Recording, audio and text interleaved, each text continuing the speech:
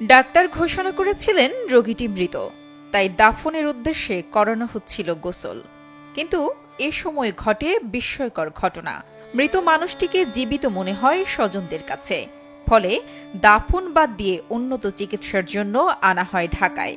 এ ঘটনায় এলাকায় সৃষ্টি হয়েছে ব্যাপক চাঞ্চল্য।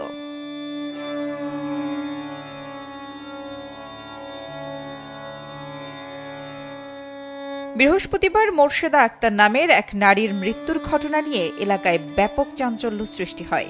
ঘটনাটি ঘটে শরীয়তপুরের জাজিরা উপজেলার দক্ষিণ জামাল মাতবরকান্দি গ্রামে। মোর্শেদা নামের ওই নারী জাজিরা উপজেলার পরিবার পরিকল্পনা কার্যালয়ের একজন কর্মকর্তা।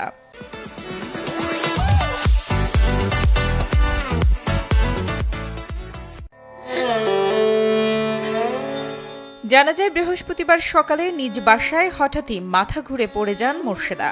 জাজিরা উপজেলা স্বাস্থ্য কমপ্লেক্সে নেওয়া হলে কর্তব্যরত চিকিৎসক তাকে মৃত ঘোষণা করেন। স্বজনরা মোর্শেদা আক্তারের মরদেহ বাড়িতে এনে দাফনের জন্য গোসল করাতে নেন। মৃত ওই নারীর শরীরে গোসলের পানি দেওয়া হয়। এ সময় তার শরীরের লোম দাঁড়িয়ে যেতে দেখেন গোসলের দায়িত্বে থাকা নারীরা। এছাড়া তার শরীর অনেকটা গরম মনে হওয়ায় মোর্শেদাকে জীবিত ভেবে উন্নত চিকিৎসার জন্য ঢাকায় আনা হয়। সেখানেও চিকিৎসক তাকে মৃত ঘোষণা করেন। এ বিষয়ে জাজিরা উপজেলা স্বাস্থ্য ও পরিবার পরিকল্পনা কর্মকর্তা ডাক্তার মাহমুদুল হাসান জানান, একজন মানুষের মৃত্যুর সিদ্ধান্ত দেওয়া সহজ নয়। ডাক্তার ওই নারীর সকল চেকআপ শেষ করেই নিশ্চিত হয়েই বলেছেন তিনি মৃত। অজ্ঞতা ওখানে যারা দেখছে এটা একদম সবাই স্বাভাবিক ব্যাপার। একটা রোগী মারা গেছে, মারা যাওয়ার পরে তোমার মাসেল যখন রিল্যাক্স হয় বা রিট্রাক্ট করে তখন একটু নাড়াচাড়া মনে হইতে পারে। এটাকে মেডিকেল টার্ম বলে রাইগোর মরিটিস বলে একটা বিষয় আছে। সেটা তার এখানে ঘটতে পারে, নাও ঘটতে পারে, কিন্তু আমি বলবো যে ওই রোগীর আশেপাশের যে লোকজন ছিল তাদের অজ্ঞতার কারণেই ঘটনাটা ঘটছে আসলে।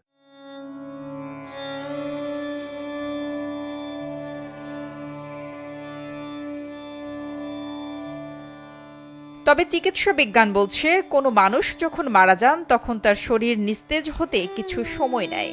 ওই সময়ের মধ্যে তার মাংসপেশি কিছুটা নড়াচড়া করতে পারে।